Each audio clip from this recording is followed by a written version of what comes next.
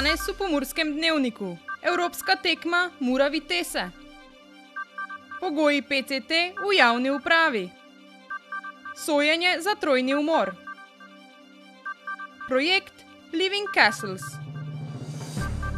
Vreme, jutri bo delno oblačno.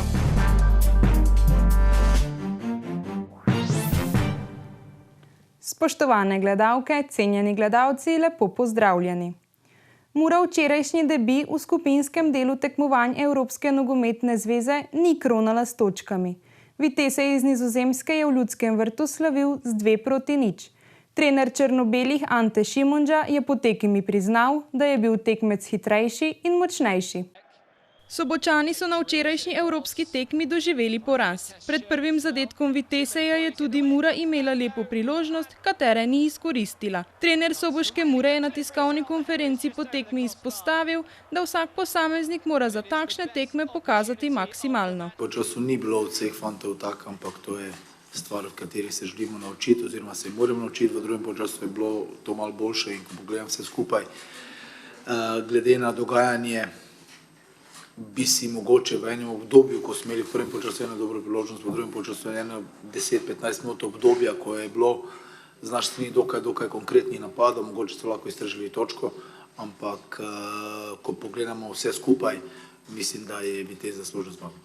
Ob močnem pritisku gostujoče ekipe iz Nizozemske Šimundža poudarja, da so igralci dobro reagirali. Potem je bila pomembna vzpostavitev ravnotežja v igri. Zelo pomembno je to bilo, da smo potem nekako vzpostavili ravnotežje, igrali v situacije, ki smo si želeli. Je pa dejstvo, da so bili danes igralci Vitesseja za korak hitrejši, reakcija malo hitrejša, malo močnejši. Enostavno ideja njihovega ali pa njihov način je izhaja iz njihove lige. Ob tej priložnosti trener izpostavi tudi pomembnost nogometnega kluba Mura.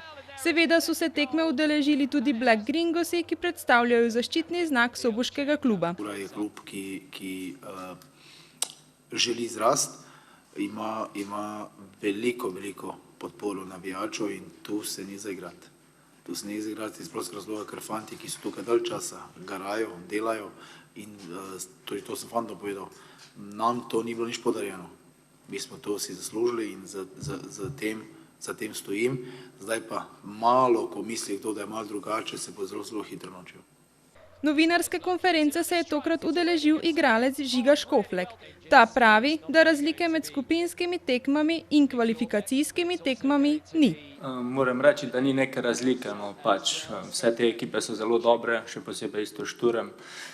Igralci probamo dati vse od sebe, je vse hitreje, vse močneje. Moramo se na to privaditi in probati zbirati točke tudi v konferenčni ligi. Bilo je težko, igralci Vitesseja so res dobro pritisnili na nas igralce.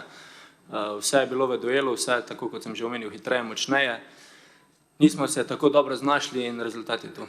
Vse domače tekme skupinskega dela bodo odigrane v Ljudskem vrtu. Zato tako igralci kot navijači čutijo grenak priokus. Fazanerija je le naš dom, no, tam je to navijanje še glasneje, še bolj nas podpreno, ampak moramo sprejeti to, igramo v Mariboru, tukaj bomo dali vse od sebe, to je to. Že v nedeljo pa Muro čaka nova tekma v prvi slovenski ligi Telemach, kjer se bodo v gosteh srečali z Mariborom. Prva liga Telemach bo v nedeljskem 9. krogu prava poslastica za vse nogometne navdušence. Tekma med soboško Muro in Mariborom bo potekala ob 20:15 v Ljudskem vrtu. Sobočani trenutno zasedajo 5. mesto na lestvici domačega prvenstva. Po včerajšnji Murini evropski tekmi v Ljudskem vrtu bodo tokrat Sobočani v nedeljo v gosteh igrali prav proti Mariboru. Časa za pripravo nimajo veliko, a tega so že navajeni. Ja, nič drugače kot v prejšnjih primerih. Čim prej fokus na slovenskem prvenstvu, vemo, zakaj gre, vemo, kam gremo, vemo, kaj pomeni Maribor v slovenskem prvenstvu in zelo pomembno je, da sem tukaj maksimalno skoncentriran na svoje zadeve, seveda z prilagoditvijo nasprotnika. V prihajajoči tekmi z Mariborom še doda? Mariboru je vedno dobro igrati, oziroma fajn igrati zaradi vzdušja, verjamem, da bojo tribune dobro popolnjene. Po drugi strani pa vemo vse težavnosti gostovanja, kako in kaj. Na današnji novinarski konferenci je minister za javno upravo Boštjan Koritnik predstavil odlok, s katerim bodo od 1. oktobra naprej morali zaposleni v državni upravi izpolnjevati pogoje P in C, torej preboleli ali cepljeni. Ob obisku vlade v Goriški regiji pred približno 2 tednoma sem kolegom ministrom predlagal, da se za državno upravo začasno iz tako imenovanega pogoja PCT izloči T, torej testiranje, in se delo v prostorih državne uprave omogoči samo ob izpolnjevanju pogoja cepljenosti in prebolevnosti. Pri tem predlogu sem dobil široko podporo kolegov v vladi, zato smo na Ministrstvu za javno upravo pripravili del splošnega odloka, ki uvaja to spremembo. Osnovni namen ukrepa je preprečiti širjenje okužb na delovnem mestu ter posledično zagotoviti nemoteno funkcioniranje državne uprave. Moj namen nikakor ni groziti in rohneti, želim samo, da v državni upravi pokažemo, da smo odgovorni, da želimo prispevati k omejitvi naraščanja števila okužb in da si ne želimo kolapsa zdravstvenega sistema v Sloveniji. Že danes torej velja pogoj PCT, s 1.10. pa v državni upravi prehajamo na pogoj PC. S tem želimo preprečiti, da bi se virus širil v prostorih delodajalca med zaposlenimi, ki niso cepljeni. Izjema so tisti, ki se iz zdravstvenih razlogov ne smejo cepiti, za njih bo izjemoma možno samo testiranje. Pogoj PC bo torej veljal za ožjo državno upravo, torej ministrstva, organe v sestavi, inšpekcije, policijo, vojsko in upravne enote in ne za celoten javni sektor.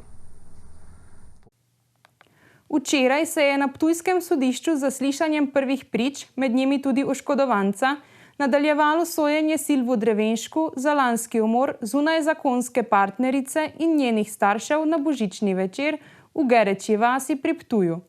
Tako oškodovanec kot sosedje in sorodniki so pripovedovali, da je obtoženi že nekaj časa grozil nekdanji partnerki in njeni družini. Pred sodnika je včeraj na ptujskem okrožnem sodišču stopil tudi brat oziroma sin pokojnih, ki pravi, da je na lanski božični večer izgubil vse, kar je imel. Dogodek je na njem pustil velike posledice, še huje pa je 5-letnemu sinu obdolženega, ki je bil priča umorov. Pa pač tudi še dodatno izpovedal glede teh, bom rekel, težav, pa vseh sitnosti, ki jih ima seveda zdaj tudi dejansko mlad človek, ki skrbi za tega otroka, ki je star 5 let in ki je pri 4 letih gledal te umore. Travme pri oškodovancu so še vedno prisotne, saj je obdolženi zagrozil, da bo vse spravil proč. Več prič je na sodišču pripovedovalo, da je obtoženi dlje časa grozil in govoril, da bo tekla kri. Eden glavnih motivov za zločin v Gerečji vasi naj bi bilo koristoljubje. Da mu je šlo pač za premoženje in tudi, bom rekel, tole obnašanje po umorih, kot so priče izpovedale, to umirjenost, hladnost tudi priča o zadevi, da je dejansko upravičeno še vedno oškodovanca tega Mihe strah. Silvo Drevenšek še vedno s prevezo na vratu zaradi poškodbe v zaporu pred dobrim mesecem dni krivde ne priznava. Ni znano zaenkrat se ne brani. Se brani z molkom. Odvetnik oškodovanca in otrokov pooblaščenec vztraja pri najvišji kazni. Smrtne obsodbe v Sloveniji ne poznamo, ne?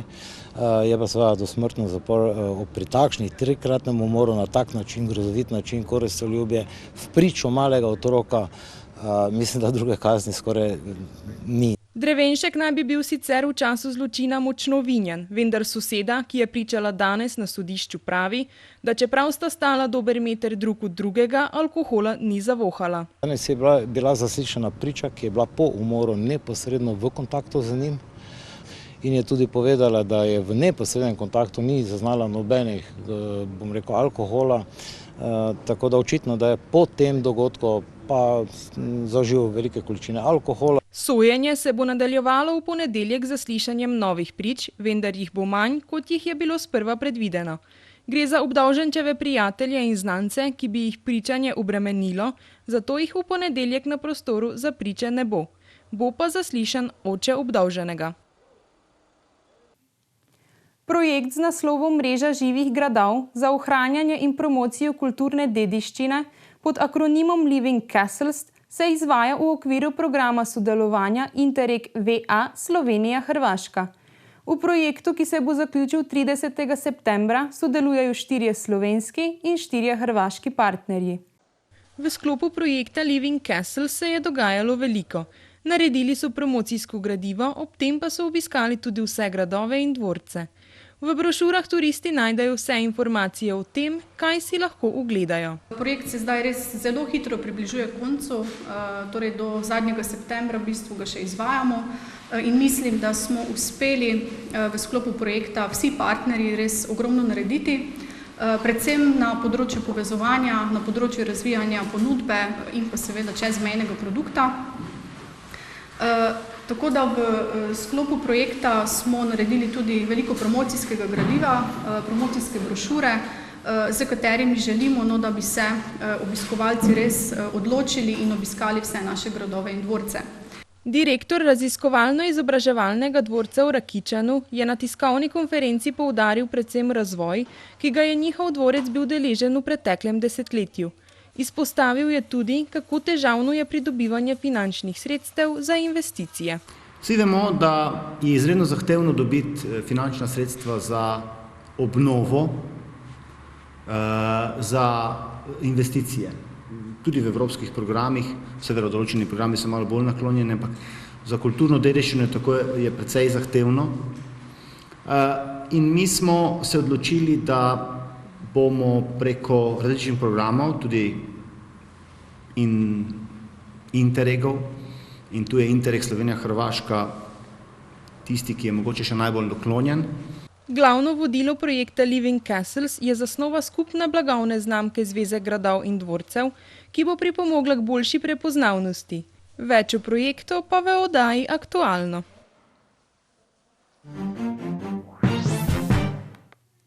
Jutri bo delno oblačno, več pa v vremenski napovedi.